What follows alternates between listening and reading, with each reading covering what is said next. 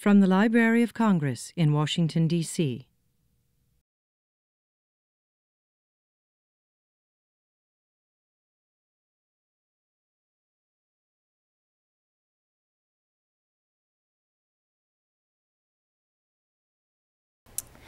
And now I'd like to welcome you to this 55th lecture in our Topics in Preservation series. And we're very pleased to see so many of you here, and also welcome our remote audience, which includes members at Syracuse University Library, the Morgan Library and Museum, NYU's Conservation Center Library, the University of Maryland Library, the Metropolitan Museum of Art, the National Science Digital Library, and the Gerald Ford Conservation Center in Omaha, Nebraska. My name is Mary Uy, and I am the new Preservation Education Specialist in the Preservation Directorate of the Library of Congress, and I have the honor of introducing today's TOPS program. This is the first in a series we have planned focusing on the conservation training programs in the U.S. These programs have been in operation for many decades and have trained hundreds of individuals who now work as conservators, scientists, and preservation administrators in libraries, archives, and museums around the world. Over these many years, the Library of Congress has steadily partnered with these programs by accepting and training interns and graduates. As the programs reach seminal anniversaries, we at the Library of Congress would like to acknowledge our debt and appreciation to them with this special lecture series. And we begin today with the commemoration of a golden anniversary, the 50th anniversary of the program at NYU, the Conservation Center of the Institute of Fine Arts, of which, coincidentally, I am a graduate. Today's program will commence with an introduction by another New York University conservation graduate, the Director of the Preservation Directorate of the Library of Congress, Dianne van der Reyden. Dianne, keep going. Dianne just wants me to switch slides. Director van der Reyden graduated from the NYU program in 1980 with a master's in art history and certificates in conservation from NYU and Harvard University's Fogg Art Museum. She did internships at the Museum of Modern Art in New York, the Science Museum in Rochester, the Parrish Museum in Southampton, and the Library of Congress. She was employed at Hawaii's Bishop Museum for 20 years at the Smithsonian Institution before returning to the library in 2002. Over the past 8 years, she and the library's Associate Librarian of Congress, Dr. Dianne Markham, have materially built upon the library's 45-year-old role as a leader in preservation. In these 8 years, she has hired over 40 individuals, expanding the staff to 150 experts in the Preservation Directorate's divisions for conservation, reformatting, binding and collections care, and preservation research and testing. During this time, she has also presided over the renovation and expansion of the preservation labs. The addition of a collection salvage room is part of the Directorate's preparations for the library's Continuity of Operations program, a new reference center for the library's analytical science samples, and the redesign of 3 science laboratories, staffed by more than a half-dozen new scientists. All of this work is detailed on the Directorate's website, which we encourage you to visit for further information. Director van der Reyden has produced hundreds of presentations and publications for our field, starting with the earliest, done for the NYU training program almost 30 years ago, on the occasion of NYU's 1981 student conference. So it's now my pleasure to turn over the podium to Director van der Reyden, who will illustrate the important role conservation training plays in the preservation of cultural heritage. Thank you very much.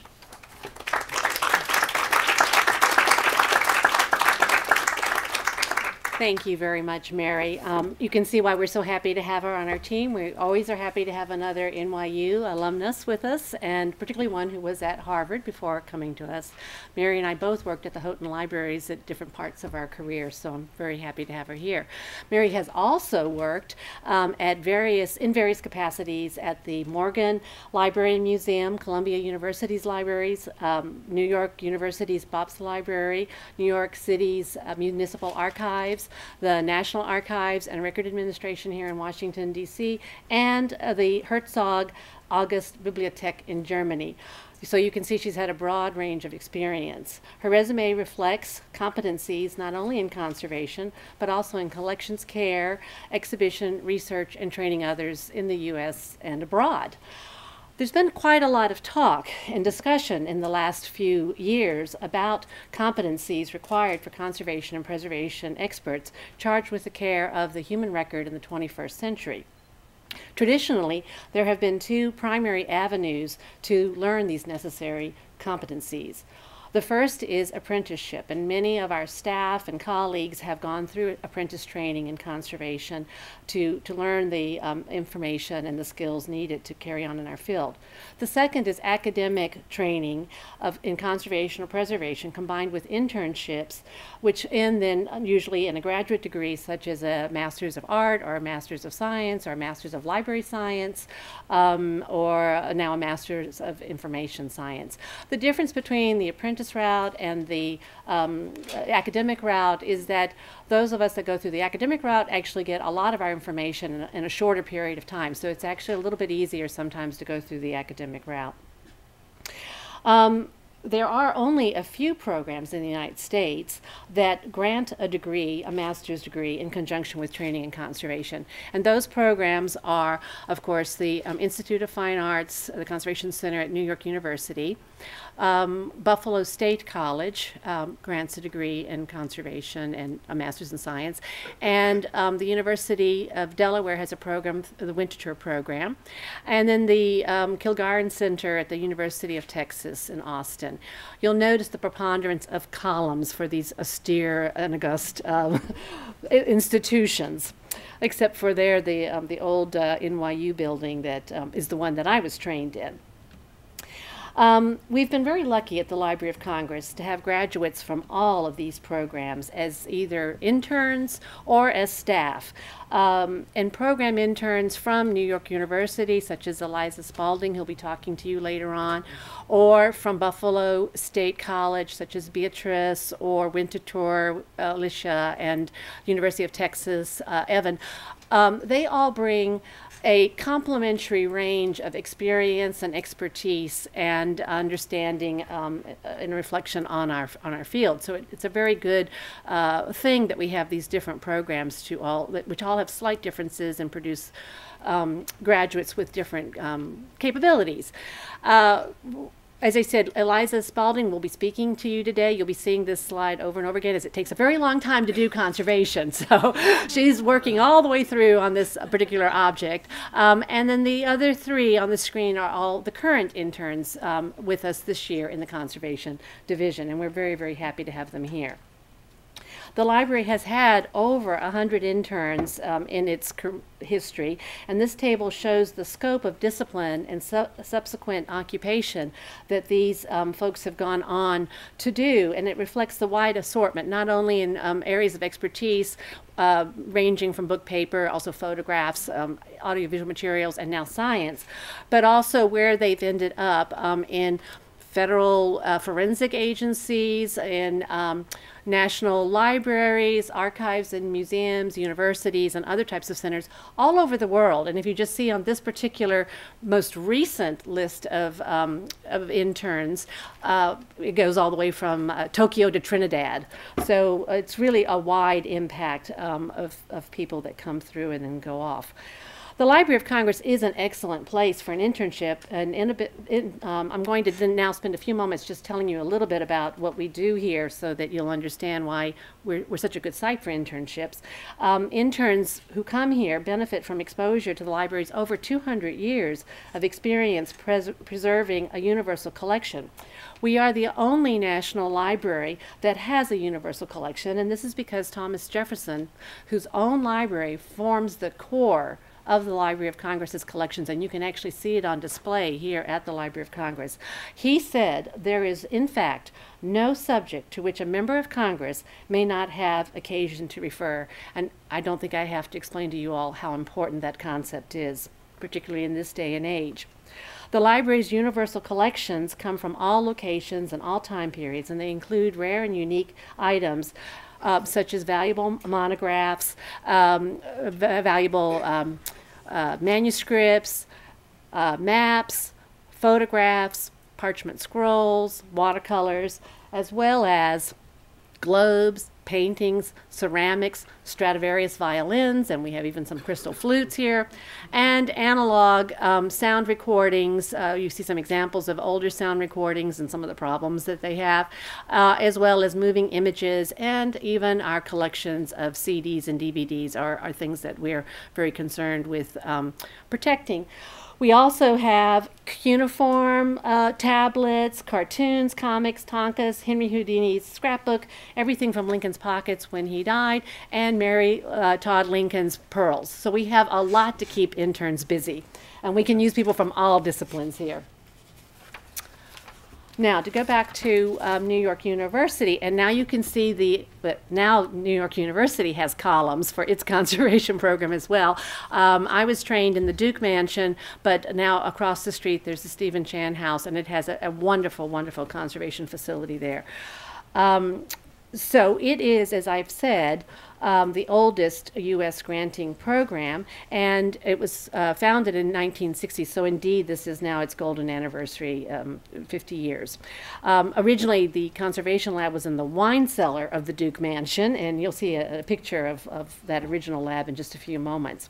I just want to mention that, again, we've been very lucky at the library over the years to have many, many graduates and students from the NYU program who have come here to either be interns or to come on staff. And this is just a partial list of some of those people. In the past year, we have had 5 people from the NYU Conservation Training Program here at the library. One, Eliza, still working on that document, who has actually now gone on to a postgraduate Mellon Fellow in Philadelphia. And so she's a recent graduate. Another recent graduate, Mary Uwe, who you just met earlier, but also Cyndy Ryan, Connolly Ryan, and Lynn Brostoff. Lynn and Cyndy both trained originally as conservators, and then they have gone on in their careers, and they're now working hired in our conservation science division, which is our preservation research and testing division. And then the 5th person is someone who was trained as a paper conservator and now is a paper pusher, and that's me. Little did I know that this is what would happen. I hardly ever get to see collections anymore, so it's fun to be here to see what people have been working on.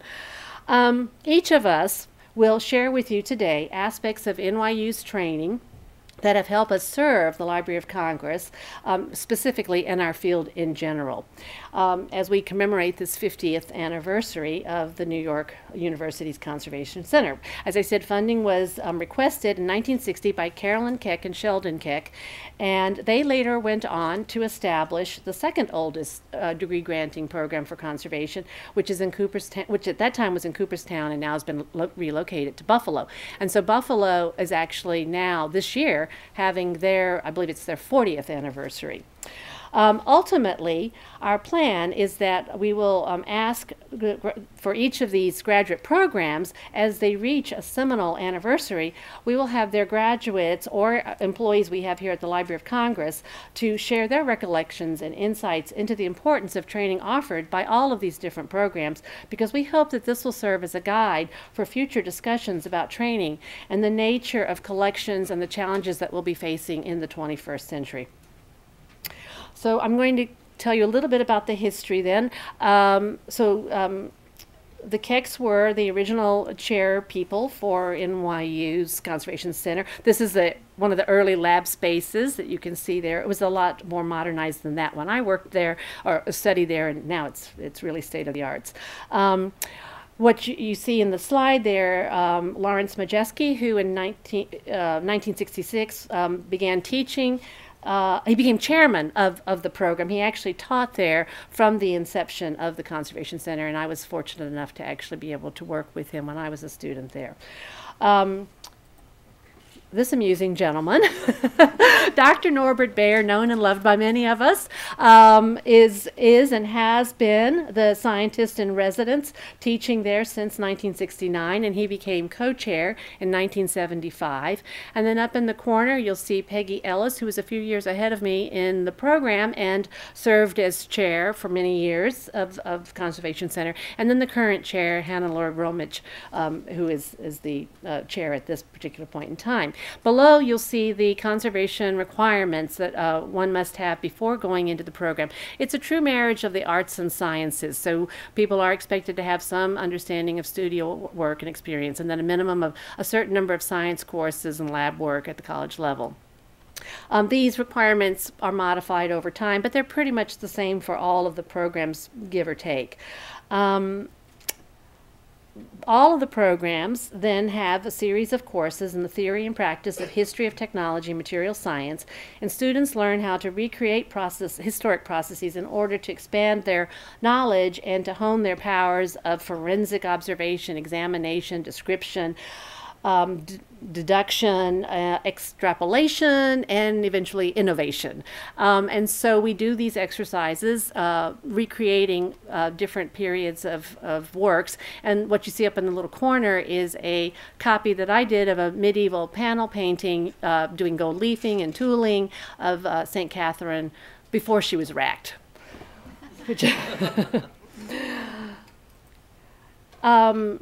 Then again, all students in all the programs have a number of courses and practical work in order to get more experience in conservation. And then I'm going to show you a series of slides from the New York University's website where it illustrates that students get training in paper conservation and textile conservation, objects conservation and ceramics conservation, and then of course paper conservation. I couldn't find anything on their website for paper conservation. Maybe I missed it. This is actually an illustration over 30 years ago when I was an intern here at the Library of Congress doing leaf casting, which was an interesting experience. The students then also have additional requirements at NYU. At the time that I was a student there, the requirements were that you did 2 thesis papers and passed 2 language exams. And believe it or not, the language exams were a big stumbling block for a lot of the students. You had to pass a German and French exam, and that was really one of the harder parts. But it looks to me like they've changed the requirements now. I think maybe they realized that that was a lot to ask. So many of the students then go on to multiple internships, as, for instance, Eliza herself has done.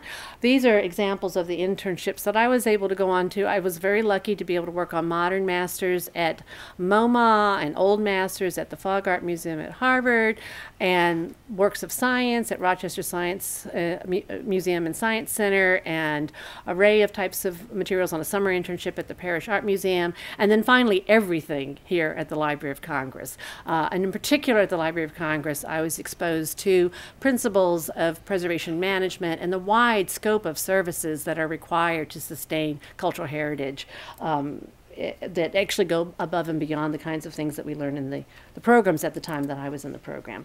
And one of the most important things of all of this is the research, the scientific research. This is what distinguishes these conservation training graduate programs from other types of preservation training programs that you can find at a lot of library schools, for instance.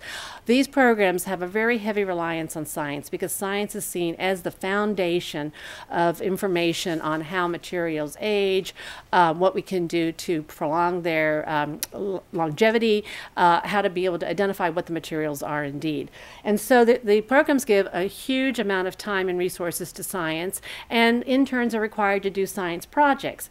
Then there is a venue for interns to present these works, and I was very lucky when I was an intern to be able to present at the 1981 student conference on science project that I did at the Fogg Art Museum on aqueous light bleaching. It was actually the second paper that was ever published on aqueous light bleaching, which is now a standard procedure that we use. It was initially published by Keiko Keys, who was a wonderful person in the field, but it's now a very standard process that I've done. And I actually published a number of things on aqueous light bleaching over the years. This foundation led me, as many of my colleagues in the field, to do a number of presentations and publications. And I just have a series because, again, I want to show the sort of scope of and range of materials. So works, publications not only on care of photographs, but I've also worked a lot on pop-up cards and paper mache objects and preventive conservation and Chinese paper preservation, history and technology. A lot on coated papers. They pose particular problems for our field. On pigment and different types of modern media. I've done a lot on tracing papers. It's another area, a problem area in our field. And folding screens, both Victorian and Asian, globes, and then publications on the sort of general scientific principles that in our field. This is an article, a recent article about our science labs, our new science labs, and then an earlier article commemorating the 40th anniversary of the Preservation Directorate and talking about the sort of full scope of our program.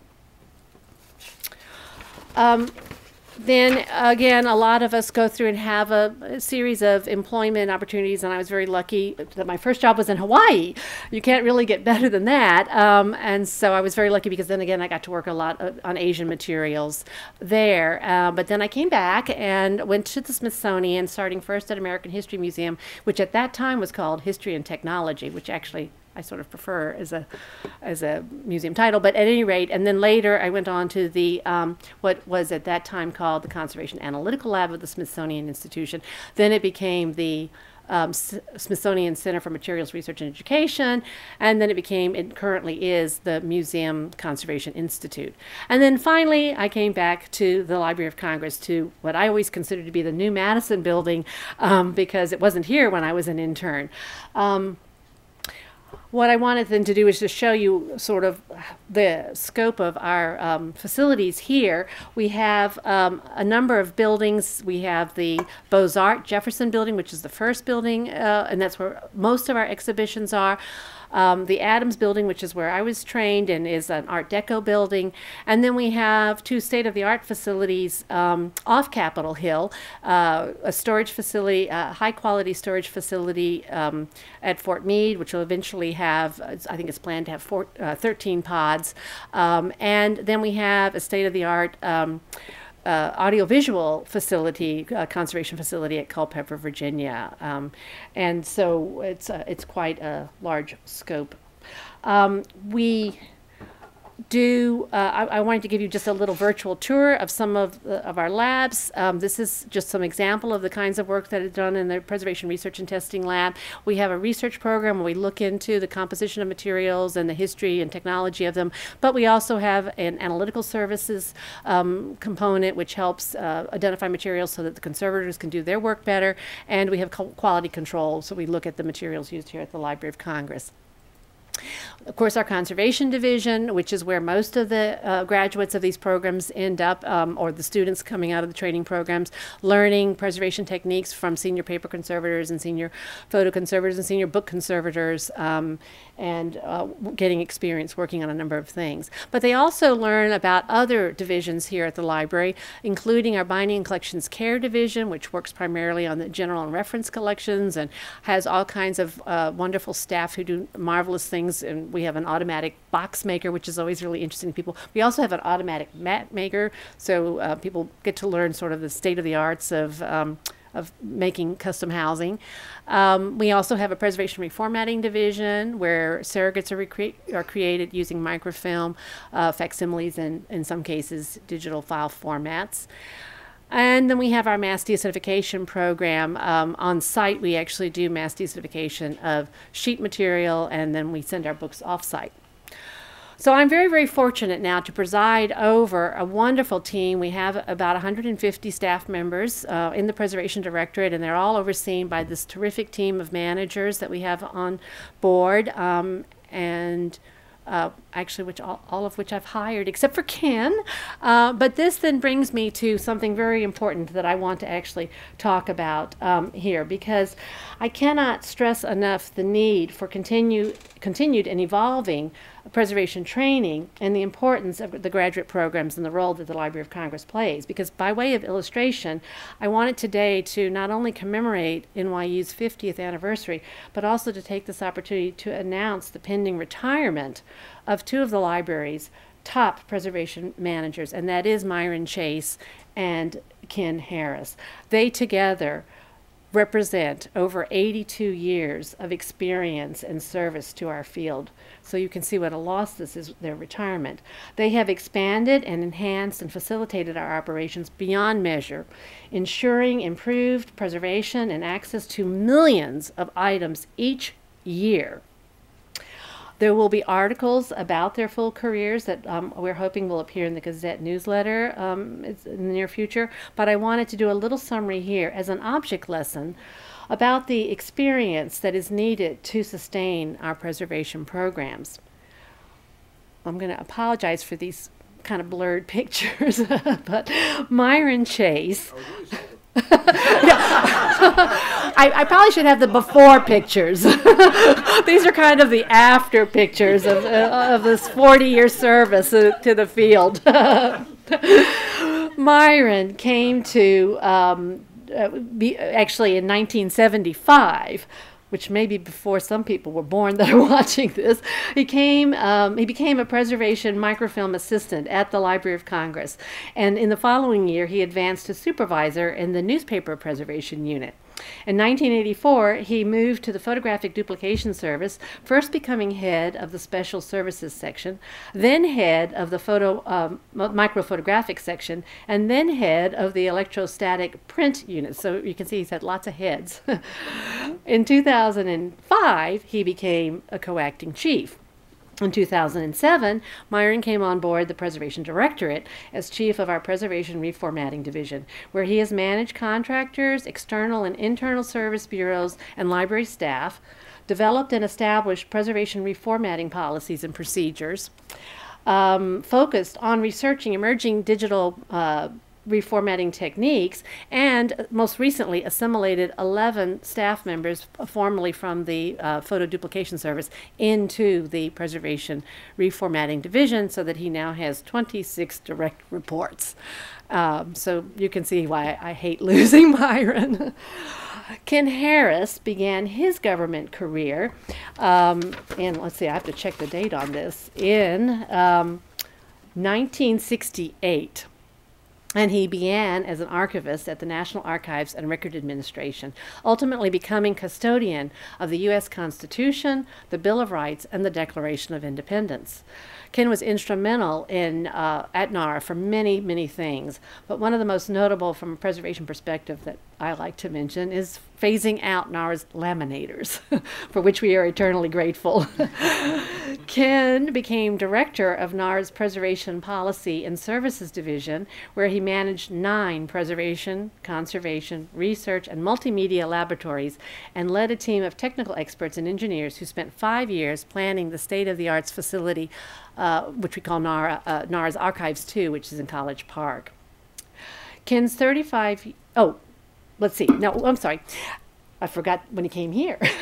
Ken came to the library in 1990 as the director of preservation, but this was a position that he stepped down from 4 years later in order to become the library's preservation projects director, focusing on the development of mass deacidification technology.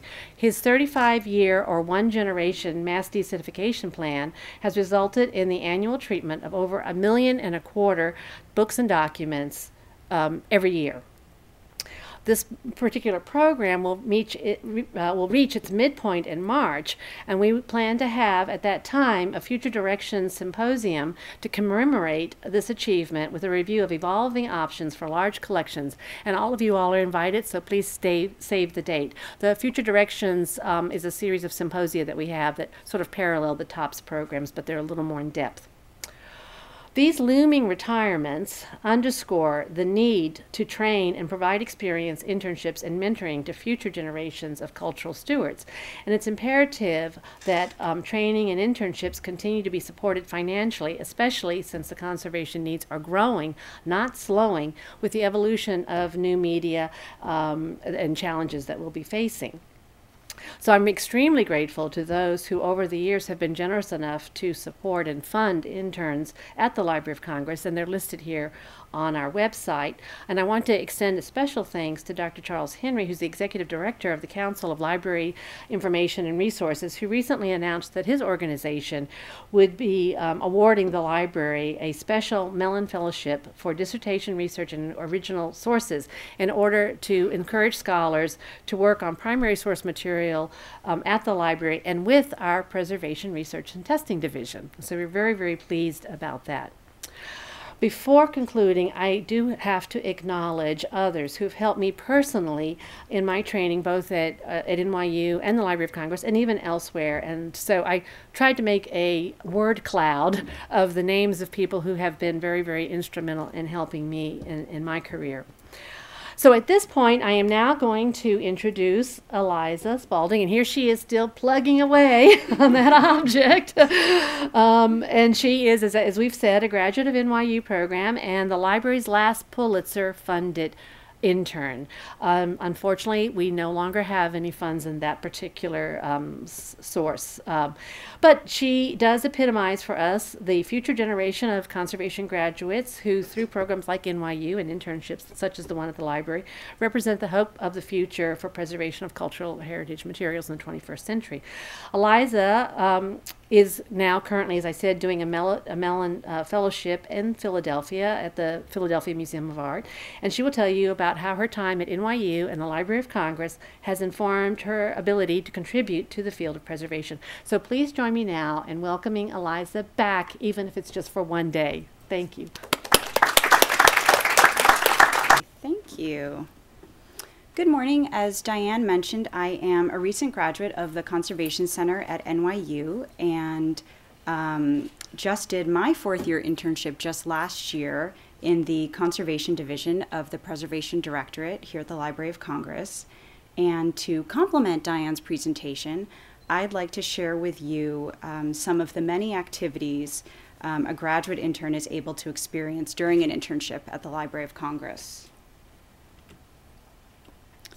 The majority of my internship was spent working with the collections, so treating objects from multiple divisions around the library, such as the Prints, Drawings, and Photographs Division, the Asian Division, and the Rare Book and Special Collections Division.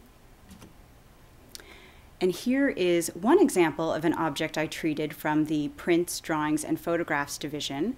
This print is by Stuart Davis and is titled Capitalism in Its Coffin and is from the 1920s. It was brought to the lab for treatment because it was unevenly discolored and had numerous pieces of different types of tape, every conservator's nightmare, from former mountings. These pieces of tape partially protected the paper support from discoloring, which gave us a sense of the paper's original tonality.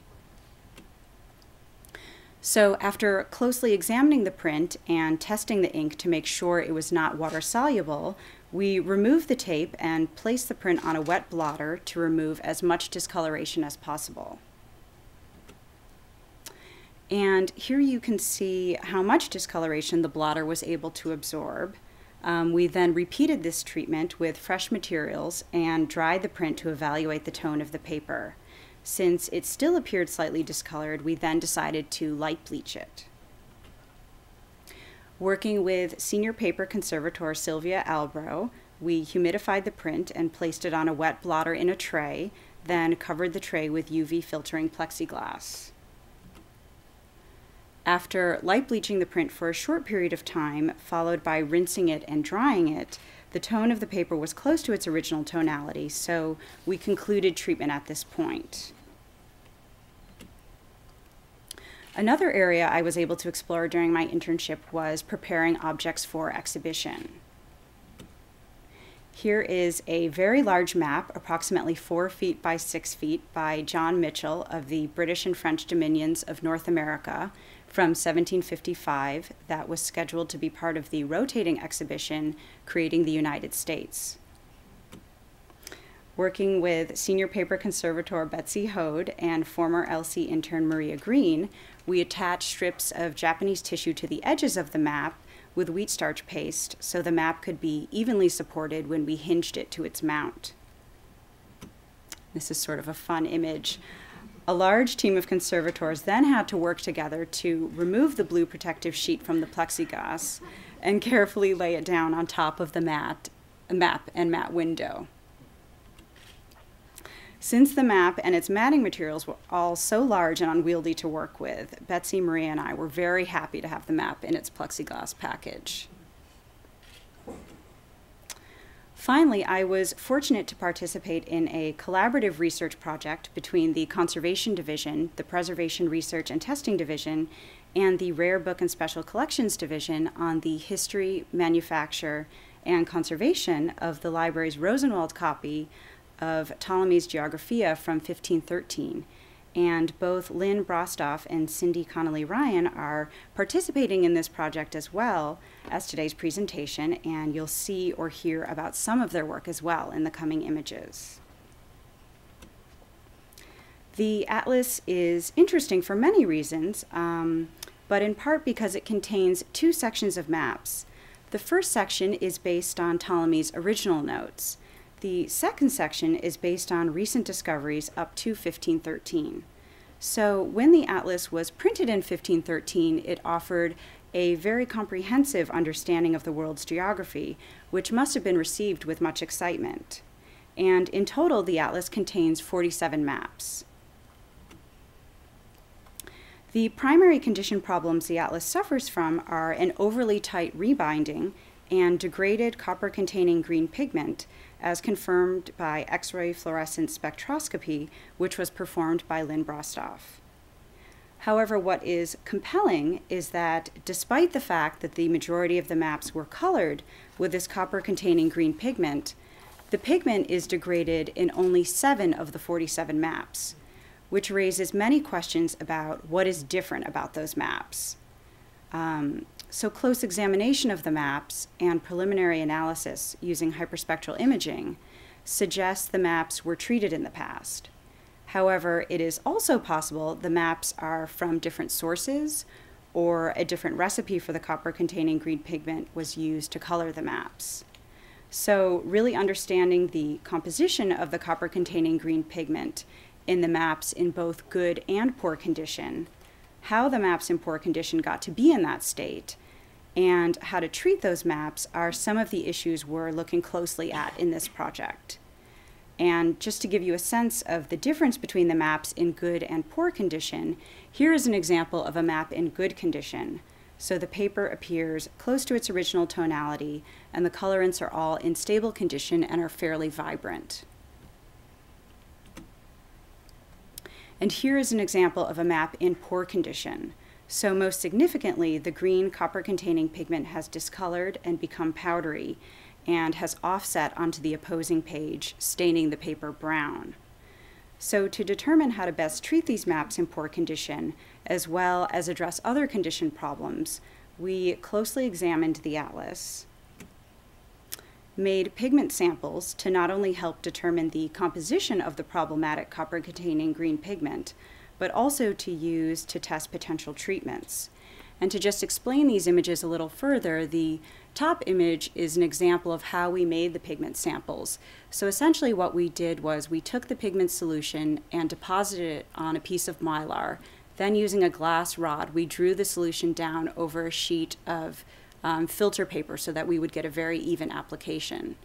And then in the bottom image, you can see Lynn Brostoff, Sylvia Albro, myself, Fenella France, and Cyndy Ryan discussing the pigment samples.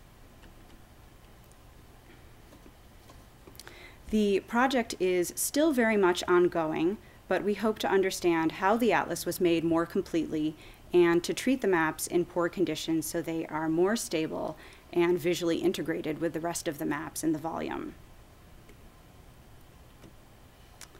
In addition to treating objects from many divisions throughout the library, preparing objects for exhibition, and performing research, I also did minor treatment on objects intended for long-term storage, created a variety of housing solutions for different objects, rescued moldy books from the stacks in the Jefferson Building after a leak was discovered, and gave lab tours for visitors from institutions from around the world.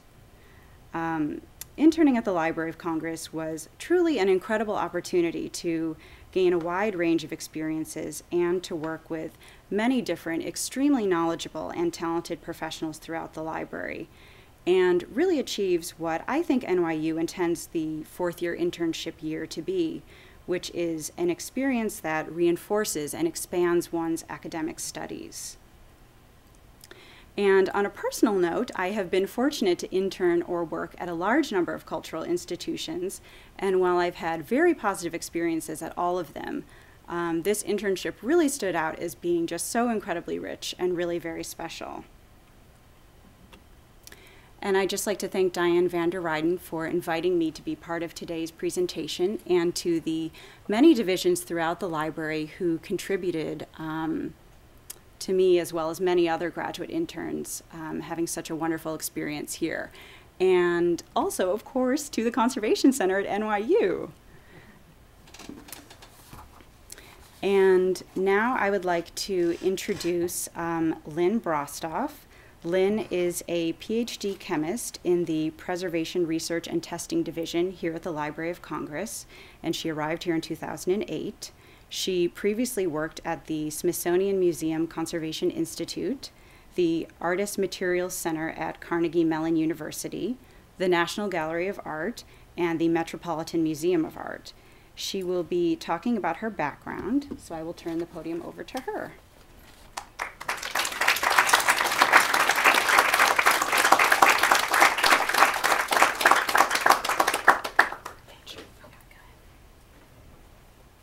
Thanks, Eliza. Good morning. Let's see.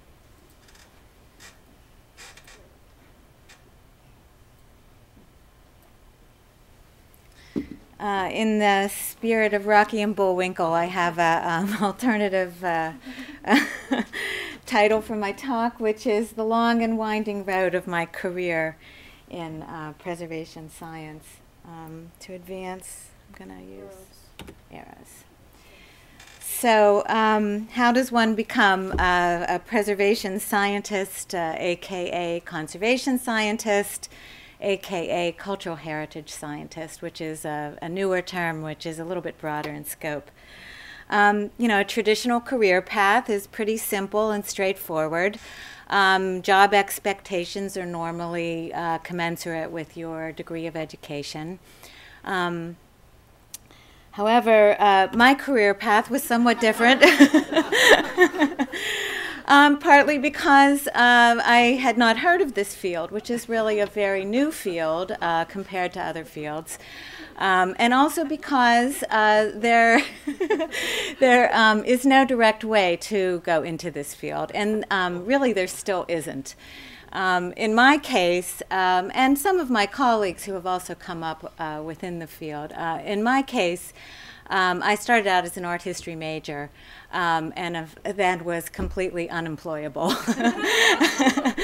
Ended up going back into graduate school with the idea that I would become an academician in art history, and I studied modernism, actually.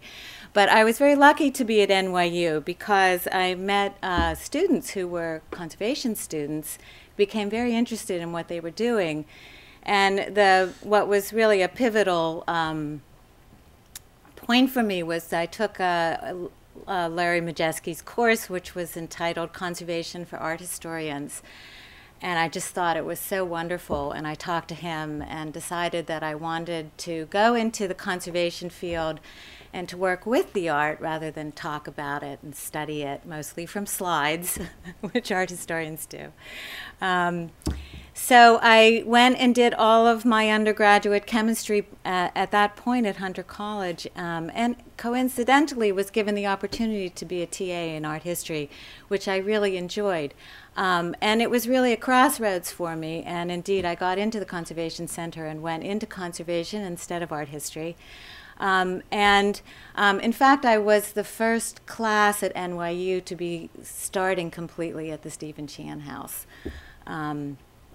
And of course, there's no major to be in preservation science. You have to pick at that time at least, you had to pick kind of a material major, and I chose paper conservation, and I did train as a paper conservator, although I had become so interested in chemistry when I had gone and done it that I was always interested at NYU in pursuing scientific projects, and I was lucky that NYU was a very flexible program that allowed me to do that, and I had some professors who also were able to get me very involved in scientific projects, science summer internships. And after doing some of those things and also graduating and practicing as a paper conservator, I decided to throw my eggs in one basket finally, and I did go to back to school and obtained a master's in polymer materials science. And I found that my background in materials science that I had obtained at NYU in the conservation department was actually a very good background for polymer materials science. And I was so impatient to get back into the field that I left after the master's and was able to do both a Mellon and a Getty Fellowship at the Met and the National Gallery in sequence, and was very lucky that I was able to work on those foundations and get a PhD in chemistry through the University of Amsterdam in the Netherlands. And then, as Eliza said, I've had 3 professional jobs in this field. I think I can go forward. Now, here I am at the Library of Congress on the upper left, and some of my colleagues, Fenella France in the dark there, doing hyperspectral imaging, and Jen Wade with the SEM, and Steve Habeck at the bottom on the IR. And we work, on a really huge collection. I think you've gotten a great idea of that from Dianne and also Eliza. And we have a lot to do. And it's really, I would reiterate, it's really a perfect marriage of art and science to me. And so I am very lucky to be here and to be able to combine all the different threads of my experience into the job that I do. So although it was a long and winding road, I really use all of the education and experience that I've gained, which is very fortunate for me. So what would be a more reasonable career path in this field? And so I've drawn something. It is circular on purpose of how we may envision people who know about the field and become interested in it going into the field now, and it's a straighter path that I would emphasize integrates preservation science internships, as well as projects that we can call, STEAMY, which is science, technology, engineering, and math education, which are projects that can also intercede into even the high school and even middle school level. So these internships and projects that can arise from them, and also possibly in the future be web-based and broadcast on the web so that they have a wider audience, can help students find out about the field, decide they want to go in the field, start designing their education curriculum to go into the field, but at the same time gain the practical experience that remains so important in becoming really a successful professional. And I would say that some of the most successful scientists I know that are working in this field really do have a firm basis of experience in the field. And because there still are no majors in college that you can, apply to this field, there's only just beginning to be a few graduate programs with degrees in the field. There remains the importance of getting the commitment to the field and the experience in the field to become successful. And it's also important for employers, I think, because it's always a risk when people come from outside the field that they're not going to really take to the field and they leave. And so really that we would like to do our part at the Library of Congress by providing these opportunities for students. And it's truly an interdisciplinary field. So all of these different fields of science, and of course there are many more than I've put here, feed into the field of cultural heritage science. And so it's very important for us to build partnerships and find partners so that we can create these paths to our door. People who come into the field, they help us get our work done, but we also want to give back by training people into the field. This is recent part of the announcement that we've put on our website. Dianne showed that website as well. And we do, we're very interested in taking students from many different backgrounds and many different levels of education. But the problem really is funding, and we don't have Mellon Fellowships except for the new one that will be coming here, and we don't have a lot in place for that, so those partnerships become even more important for us.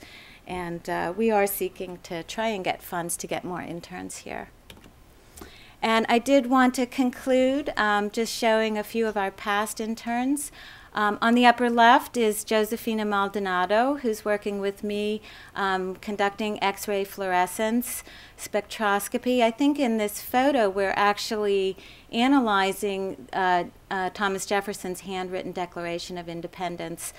And Josefina worked with me last summer on developing XRF techniques to advance how we perform these types of analyses. And she's getting her second bachelor's in museum studies at New Mexico State University after a bachelor's in chemistry. And I think she will go on in this field, I'm pretty sure. On the upper right is Jordan Brow, who was at George Washington University and is now at an unnamed federal agency. He's in forensics, which is very, very close to the kinds of work we do. So we were very happy to get him here, and we're trying to establish an ongoing partnership with the forensic community, in fact. And the bottom left was seen on the right in that photo working with Fenella France and Sylvia Albro is Anita Hayam-Gej from Paris. And she has just completed her PhD in optical science and is currently working at the Louvre. And she did some really wonderful work working with Fenella France, helping to develop and advance the hyperspectral imaging techniques that we use and apply on quite a regular basis now to our collection. Of course, it's a non-invasive technique, which makes it even more valuable as an application. And on the bottom right is Kajal Hamid-Zadeh, who we were very lucky to have come last summer and volunteer here. She is a sophomore now at University of Maryland in College Park, majoring in cell biology. And I think we may have turned her. She really had a wonderful experience with us and is very interested in going on in the field. And she's shown there putting some of the samples which Eliza showed from the Ptolemy project, those reference samples, into an oven for artificial aging. And actually that's a great example of a project that could be, for example, followed on the web and could become a kind of STEAMy project that would be available as material for students to incite their interest in the field. And just would also like to kindly acknowledge some of the people who were really inspirational and were mentors to me, Larry Majeski, and also Dr. Robert Feller, who I think is, an incredible, wonderful man who I went to in Pittsburgh, the Mellon Institute, and who really inspired me to go into the field. And Tony France was my teacher at NYU and was also very pivotal for me getting into the field of science, as well as Tim Vitale and Tim Padfield at Cal, and some professors I had who believed in me at the University of Cincinnati and the National Gallery. And I'd like to thank Eric Hansen and Dianne, who really support a great environment here for doing preservation science. Thank you. So I'd like to just, I'd like to introduce Cyndy Ryan, who has said to me that she also had a long and winding road into the field. I think that's pretty common, actually. And she's a fellow Pittsburgher and has been at the library for quite a long time, since 1998. And I will turn the podium over to her. Thanks. Please.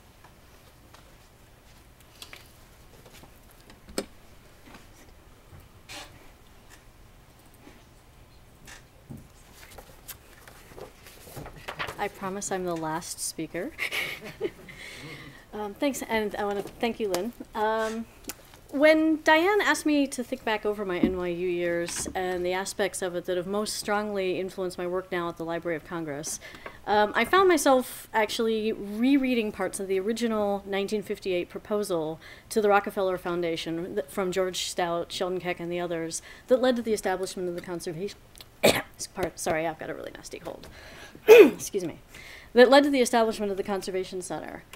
And it says, as conceived, the program called for equal measures of art historical study, scientific training, and practical conservation experience. And indeed, I really found infused through all of my memories of my time at NYU this meme reappearing. The notion of approaching a cultural artifact from multiple viewpoints and then balancing these multiple perspectives to arrive at an integrated interpretation. It appears over and over again, embedded in the structural curriculum and also explicated in the lectures and the practical exercises. Whichever viewpoint you first look through, and I thought about even cornier analogies with lenses and microscopes, so you're getting eyeballs instead. Whatever viewpoint you begin from, whether it's the technical study or the art historical interpretation of the object, whatever you see from that point of view both enhances and is enhanced by your vision from the other perspectives. A classic question about an artifact might be, is this feature original or is it a later alteration? Is it typical for its time or is it unusual? Does this suspect evidence of damage or suggest particular care and handling of treatment? Knowledge from all three viewpoints has to be synthesized to arrive at the fullest interpretation of the object. And in fact, it may be better not to think of them as three separate viewpoints, but instead as three facets of a unified approach. Dianne has already given a very detailed coverage of the Conservation Center's curriculum and how it's based on this threefold foundation. So I'm not going to repeat that, just remind you that it encompasses core courses in materials science and historic artist materials, extensive practical exercises in conservation, and also a complete master's course in art history. And that emphasis on art history is actually an unusual factor. NYU places a more equal emphasis on this compared to the other graduate training programs in North America. So these three foci are well covered by the curriculum of the center. But they're not the only points of view you can see an artifact from. There are also a range of what I would call curatorial perspectives and institutional perspectives. And we could spend hours just going through how some of these factors can affect, how you look at an object, how you interpret an object, how you may choose to store, handle, and display it. I'll just give one example. Its role within the collection. Is this absolutely the only one you have like that, or is it one of a set of 300 very similar items? Is it maybe a relatively unremarkable item that was once owned by the first mayor of your town or the founder of the museum, in which case it's going to be requested much more frequently by VIP visitors, by school groups, for display, for exhibition. And this may affect how often you can anticipate it'll be consulted and handled, how often it'll be examined by scholars, or whether it can sort of sit quietly on the shelf having a very unexciting life. While these additional perspectives are not as explicitly embedded in the Conservation Center's curriculum, I actually found that they had all been subtly infused into the practical implementation of the center's program in two very different ways. The first of these comes from the composition of the faculty. The Conservation Center has a very small full-time resident faculty and an extensive roster of adjunct and visiting instructors, and this is just a very small sampling of the diversity represented in that group. This year, 40 different adjunct faculty participated in the program from multiple types of institutions, both large and small, public and private. Each of these instructors works in a different day-to-day working environment, and the case studies that they share in class give you an additional set of perspectives, or windows, if you will, into many different worlds of practical situations, ethical dilemmas, working situations, who you have to negotiate with to get your job done the way you want to do. And this is an invaluable additional range of perspectives for a student. The second factor stems from the diversities of the center's institutional connections, both through its faculty and through its downtown Manhattan location. This gives students the opportunity to visit or do fieldwork in or internships in a really diverse range of different cultural institutions. And coming, as I did, from a science background without a whole lot of experience in the museum world, I took really deliberate advantage of this, and I did internships and independent studies in as wide a range of institutions as I possibly could during my time there. And we'll just go around the wing really quickly. I worked for one summer at the center itself in an academic setting, in a small private practice in Manhattan, a major research library, specialized museums with historic or natural history focused collections, large regionally prominent art museum, even larger, even more prominent art museum, and perhaps even larger art museum. All of which added additional perspectives to my sort of central, already divided, balanced vision. So it may be that this meme, the idea of deliberately cultivating a holistic viewpoint, has resonance for me because of my own personal background. I came into the NYU program already sort of balancing two perspectives. Now, I cannot top Lynn's map. She's already really made the case that no two people come into this field by the same path. And mine is a little less tortured than hers, but for comparison, here we go. I started as a physics major. Who was also a practicing calligrapher and studying calligraphy and historic scripts fairly seriously and spending my weekends making reconstructions of medieval inks and paints based on old artist manuals. These are not two things that normally go together. Along the way, I had read a couple of technical studies of fine arts, and I'm like, oh, this is interesting. Somewhere out there, someone has a really interesting job.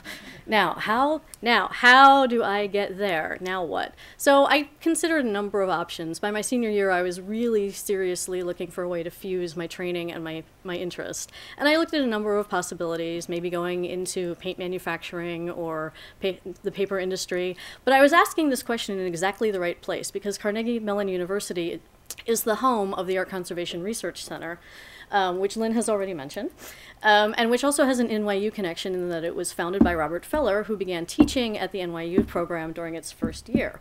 And eventually someone pointed me towards the Art Conservation Research Center. The director agreed to meet with me.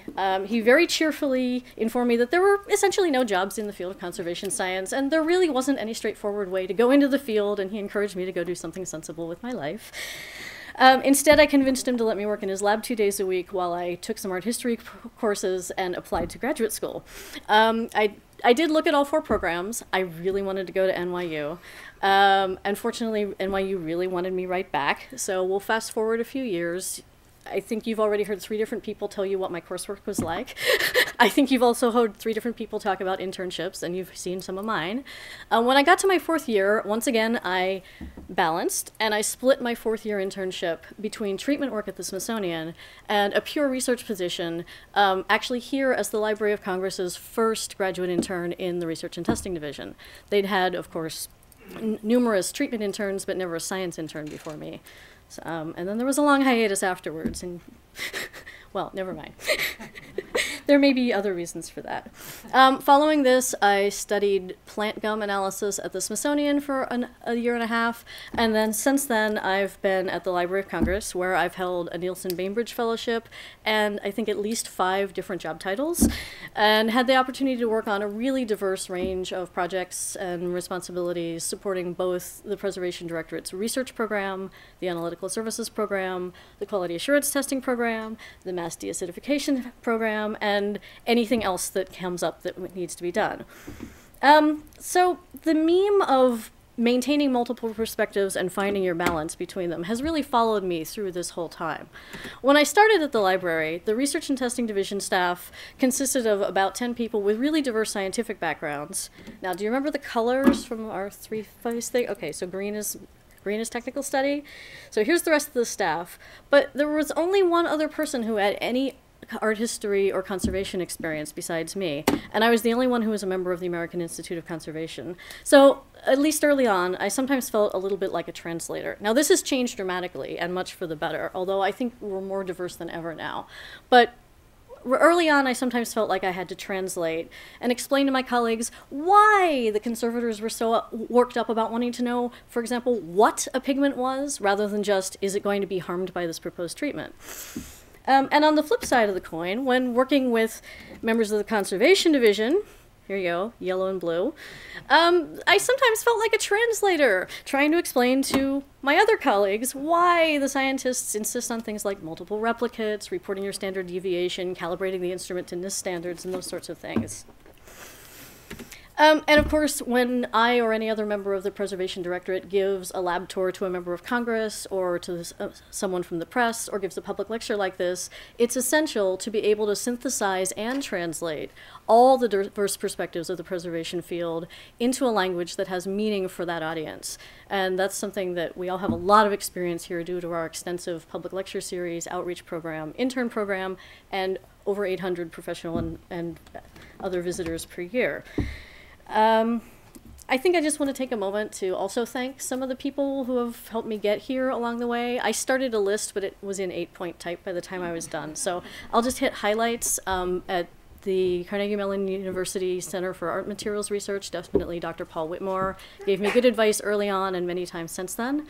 From NYU, Dr. Bayer, who continues to occasionally harass me in appropriate moments in my career, and whose penchant for all cartoon lectures was part of the inspiration for my graphic approach to today's talk. Those of you who've had one of his lectures know exactly what I'm talking about. At the Freer, Chris Manus, Martha Smith, and Jonathan Winter. And here at the library, Dr. Chandru Shahani, Dianne van der Reyden, and the current leadership, Eric Hansen and Steve Hobeka, and all of my colleagues in all the different divisions of preservation that I've worked with over the years. As one final thought, staying with this theme of balance, I think Dianne and Eliza and Lynn have already said this, but I'm going to say it one more time. I think to be either a good conservator or a good conservation scientist, it's essential that you maintain an awareness and a respect that there are going to be many modes of meaning, many modes of interpretation attached to a cultural artifact beyond the ones that are immediately apparent to you. And this is something that we've all brought with us through our careers from the first days of our training. Sometimes your role is to be the synthesist who pulls these multiple perspectives together. Sometimes your role is to be that extra viewpoint that everyone else in the conversation hasn't thought of yet. And at the end of the day, to really do the best job you can for yourself, for the object, and for your institution, you have to find a balance and between those two perspectives in your own thinking. Thank you.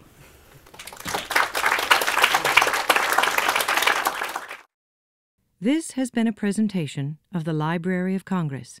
Visit us at loc.gov.